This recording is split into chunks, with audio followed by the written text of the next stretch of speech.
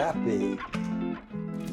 What a surprise! Hi, how are you, Robert? Supley. How are you? Good to see you. Great to see you. Thank you. Welcome to my penthouse. I love it. So welcome everybody. My name is Kyle Supley, Mr. Mid-Century. Today we're going back even further to the Art Deco or Streamline era with one of the #1 collectors, at least that I know, Mr. Robert Bryan.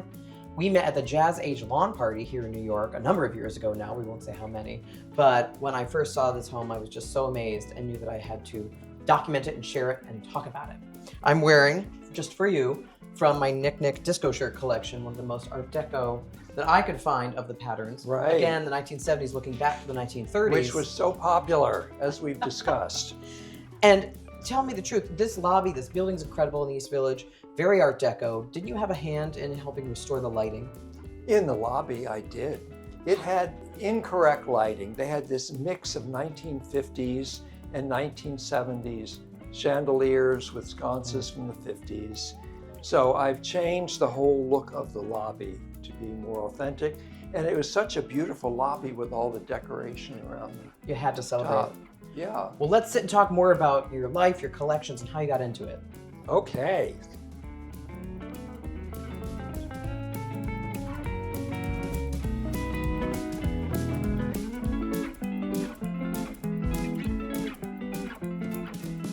So, you want to hear about my collecting and how it all started?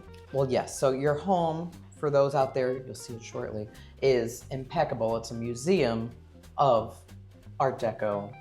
I would say right in Art Deco. I love mid-century, as you know. You call me Mr. Modern because I like the 60s and 70s. You're right, as opposed to Art Deco. But how did you get into collecting all this beautiful Art Deco? Well, by way of connection, it was in the mid-century that it all started. In 1960, the only movies they showed on TV were movies from the 1930s. Myself and my best friend became increasingly obsessed with them, with the Art Deco sets, with the wonderful music and Busby Berkeley production numbers, the beautiful clothes for men and women. Mm-hmm. The first thing we connected with that was at hand were our parents' old 78 RPM records. And went through those, and then we started going to Salvation Army and thrift stores and picking them up, and that went on for a while. Continues to this day. I have 13,078 RPM records. Wow. I did quit in the year 2000 after 40 years of collecting. I figured I had enough. As I said, movies were a big part of it. So what else would a normal 16-year-old do but put an ad in the paper for movie magazines from the 20s and 30s? Oh my God. And much to my amazement, I got a call. And lo and behold, there were these 2 stacks this high of movie magazines from 29 to 37. Oh my. Most in perfect condition, $10 for the batch.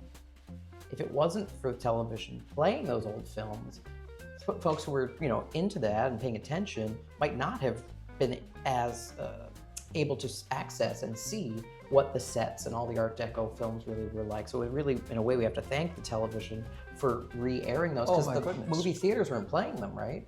The old films? No, but that's, those movies from the 30s were not that old at that point. In 1960, that's what they would be showing. But there were these revival houses in New York. You have the New Yorker Theater and the Thalia Theater and still the Museum of Modern Art. Well, the next step was even more extreme.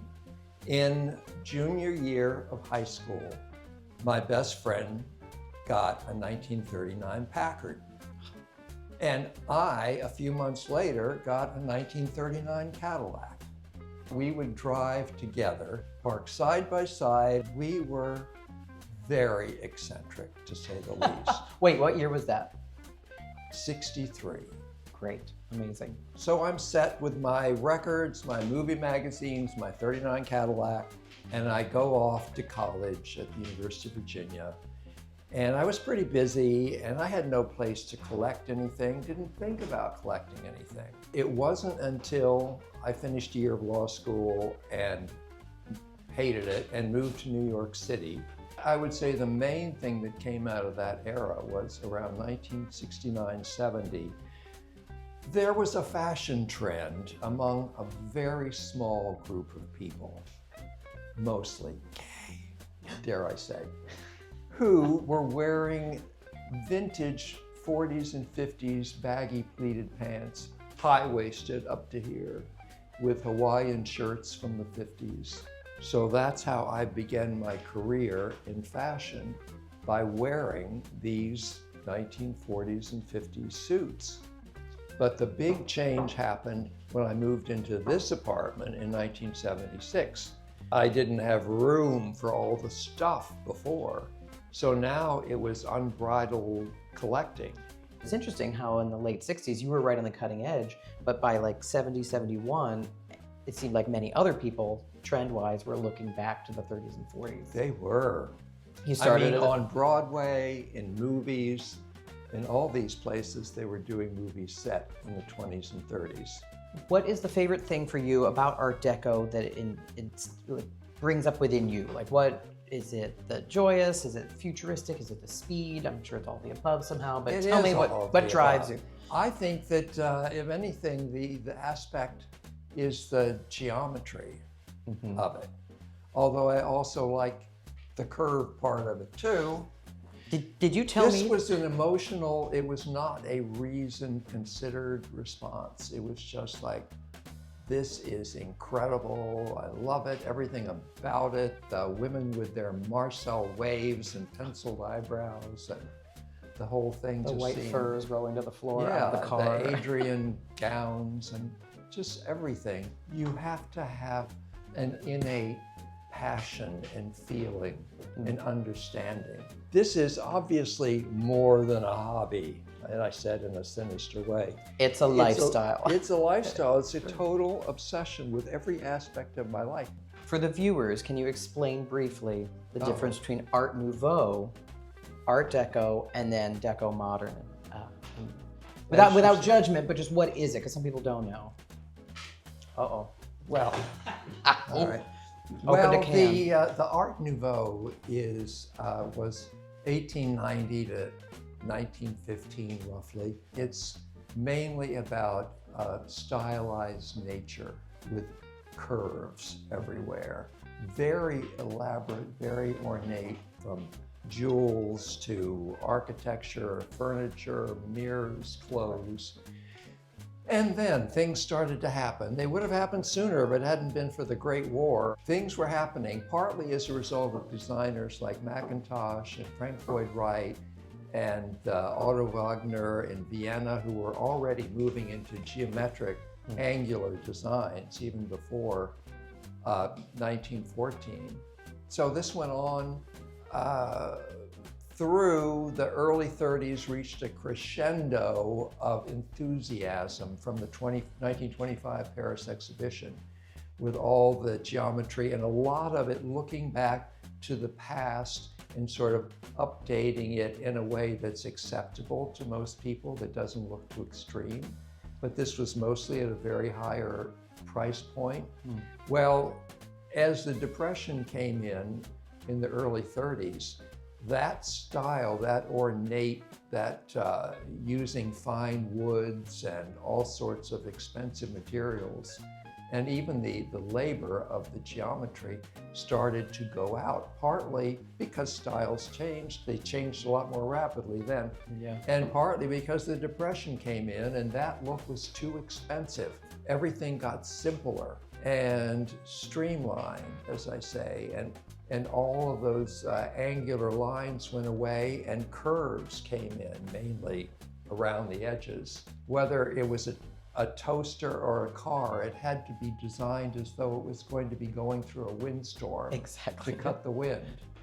And it may not have made any sense rationally, but it looked wonderful. And it was an exciting new look that anybody could look at and say, hey, that's new, that's obviously modern. The 39 World's Fair was really kind of the epitome of that whole trend towards the curves, the streamlining. I had always Since I started to love it before there was any name for it, I called it 30s Modern. Obviously, that didn't catch on, in spite of my saying it. So there's this guy, Bevius Hillier, who put together an exhibition in Minneapolis. And he has this long, involved explanation of how he came up with the term Art Deco, because it's an abbreviation of the exhibition des Arts Décoratifs et Industriels Modernes. Well, they took the term Art Décoratif, which means simply decorative arts, right, and said, okay, we're going to call this look by that name, as nonsensical as it may be. You know, I love the term Streamline Modern. That was a term that was used at the time. It's an authentic term that accurately describes the look, and it's historically correct, whereas Art Deco isn't.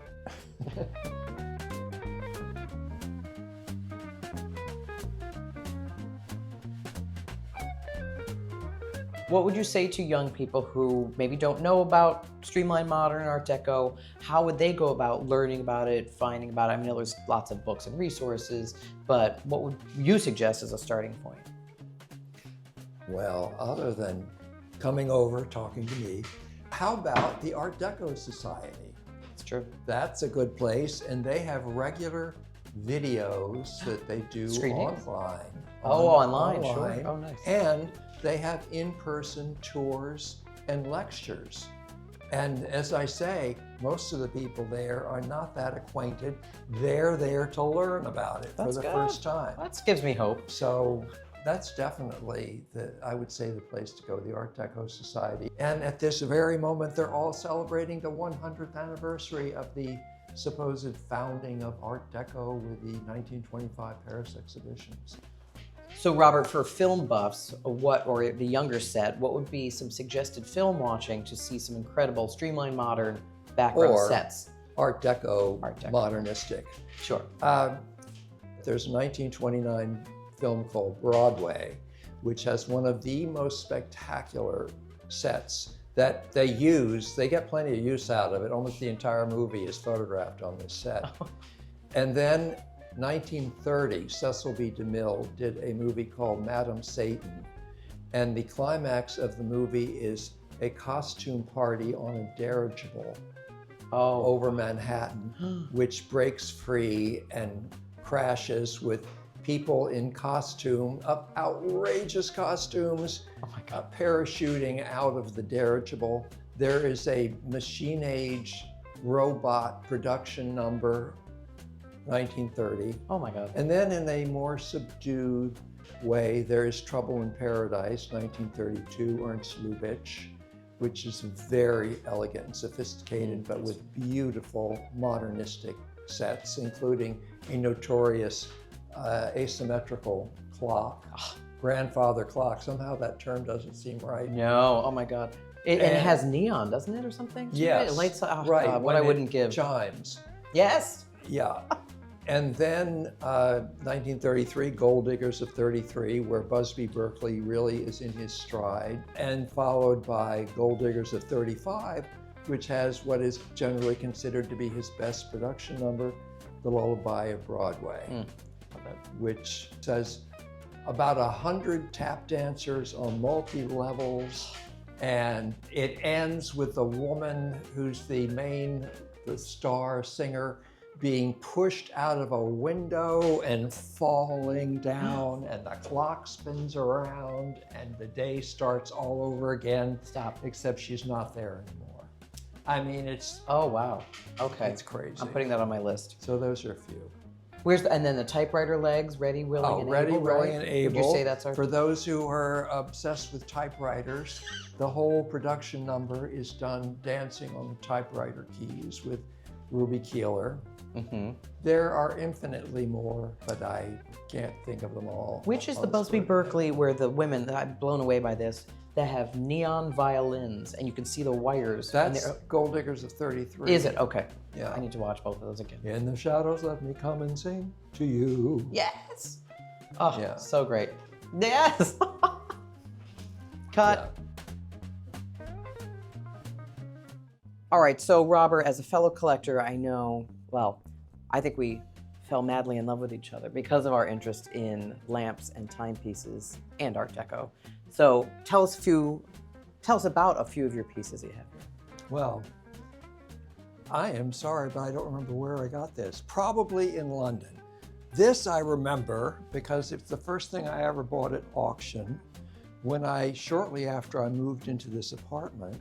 It's Diana, of course, and it was $130. I remember numbers. Now, in 1977, 130 was a lot of money, but it doesn't sound like much today. But she's the centerpiece, I'd say, She right? is, in your living and room. Really, this I bought from a friend along with several other pieces when he moved from Art Deco into 1940s Baroque. He was moving ahead, and that was in the late 70s that he was already through with Art Deco. And if it isn't Baroque? Don't.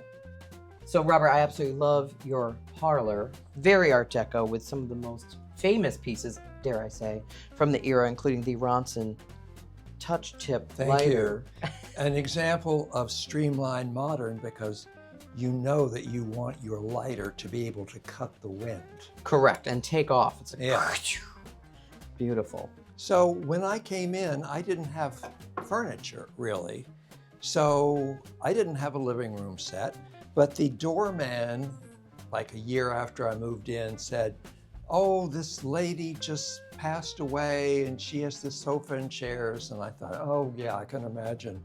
And he said, "Well, I think it looks like you, but what does he know?" I went down there and lo and behold, it is from about 1932. Oh, incredible. The set. And I got it for free from him. What year is this building? 29. Wow, so she probably moved right in with I it. think she moved in with it, she and her husband, yeah. And this incredible Art Deco table you have here, the side table. I love this ashtray, easy to clean. Got a little, is that Bacola? Is that early plastic? Oh, love that. Yeah, plastic, wood, and chrome. Another clock. I think I have to fix this one for you, or is this not wound We see a lot of, it's not wound. A lot of clocks, that's a theme. I went through a clock era, as Kyle mentioned. Was it your time? Yeah, it was my time.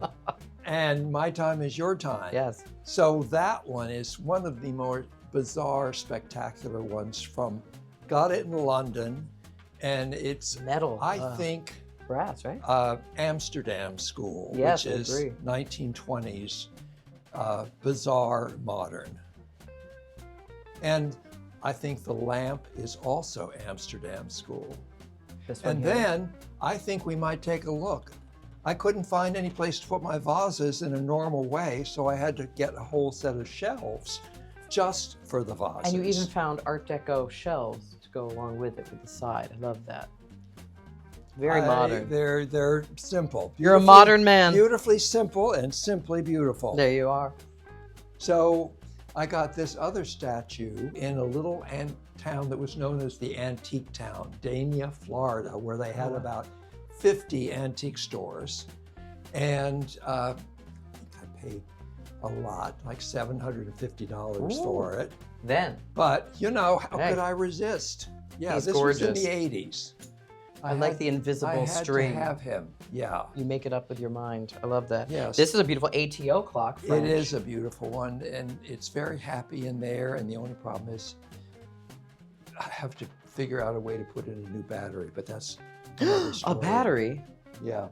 It's happens to the originally battery It is operated. you're right. Yeah. That is the early electric one. Okay. More vases. Okay. All right. There, all those vases, and this I saw in a 1936 French movie sitting on the mantle. Yeah, oh, wow. I got it in Paris. It is Belgian though. Sunburst, nothing more deco than the sunburst motif. Okay, the records, the famous record closet. These are some of the 13,078 RPM records. How many is this? Would you guess? 13,000. This is about 9,000.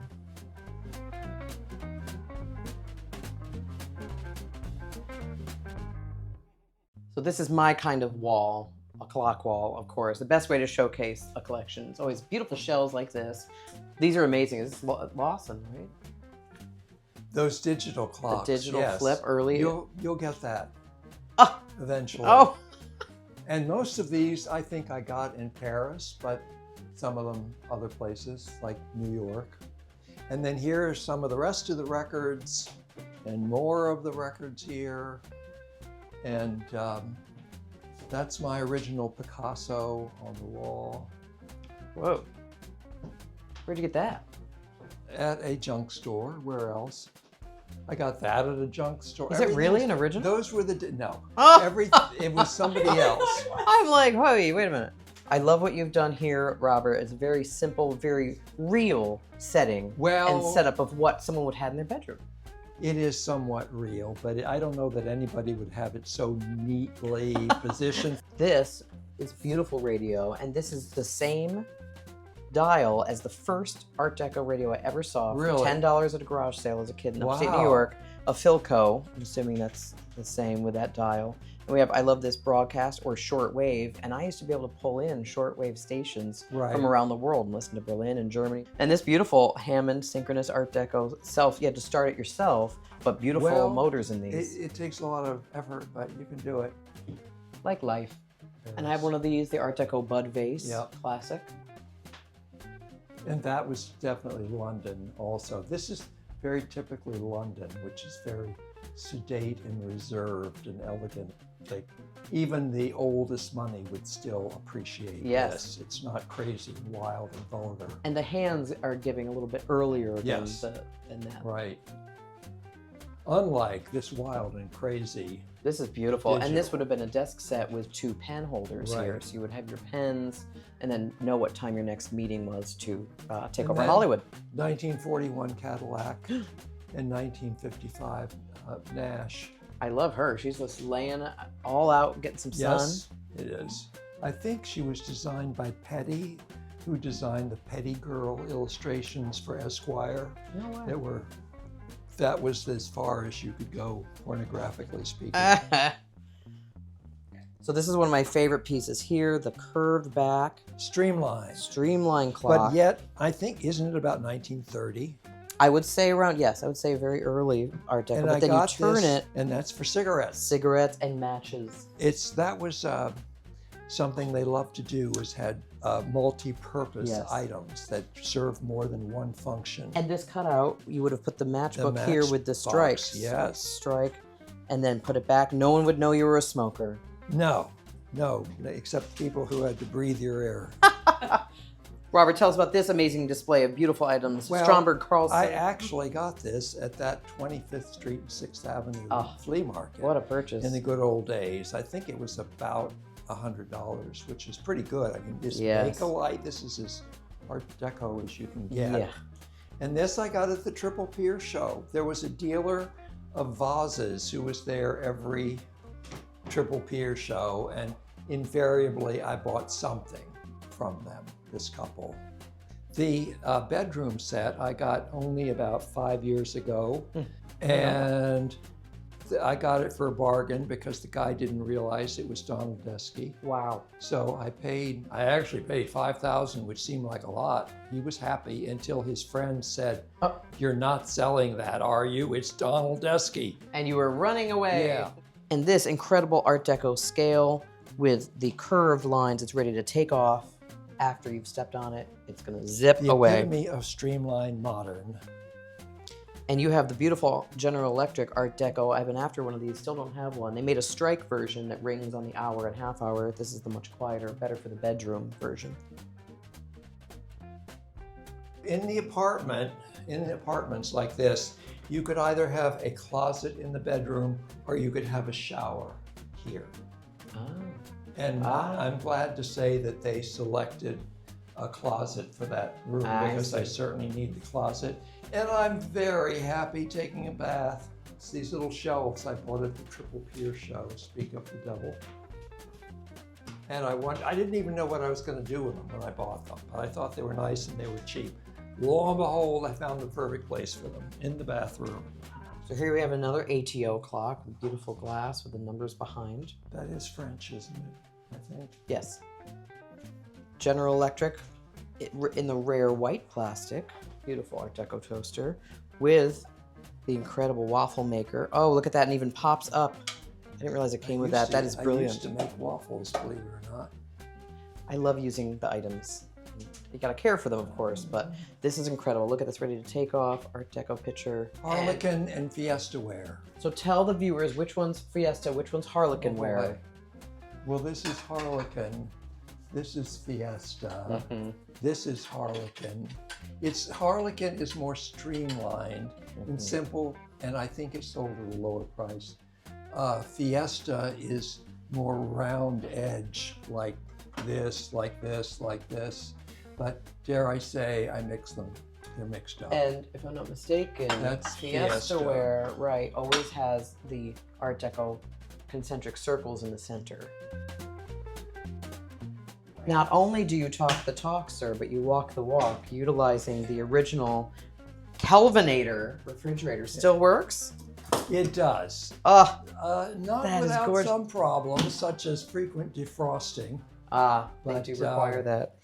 I've carried on bravely and suffered the slings and arrows in order to have it, because it looks beautiful. It's amazing. And you have the perfect glassware Yes. set on top with the Art Deco handles. And then over here, this beautiful rare Art Deco with the light behind it. I got it at a street fair in Miami Beach about 10 years ago. Loved it. Same thing with this. The incredibly, You can't see it. Oops, there we go. The amazing Hot Point Art Deco with timer, because this would go on an oven and you could set it to help you cook and know what time the oven would turn on and turn off with electric timekeeping. And you have it on the perfect enamel red kitchen table. Beautiful accoutrement. From the era. And this phone. This is one of the best. Look at this. Which I used regularly until the phone company forgot how to wire properly. no. You know, it requires different wiring for the old phones. And then the craziest thing in this room is this modernistic scale, which I've seen in 3 different museums, and mine is in better condition than any of the ones in the museum. This I bought at an antique store in Charleston, South Carolina, and they said it was from the bus station in Charleston. It's in perfect shape. Yeah. It says 5 cents. Are you allowed to put a higher nomination? No, but you can take I knew it. And put it in your sign. I gotta put it in my sign. Get the proper message. Do we step first? You step first. That's what I thought. So let's see. Let's find me Scorpio. There I am. Oh wow. You are impatient and quick-tempered and inclined to be a jack of all trades. Learn self-control or lose friends. Oops. You see, it is so accurate. It's unbelievable. It's Twilight Zone material. They could have a whole episode. That is pretty about amazing. This scale. That is really wild. That is so cool.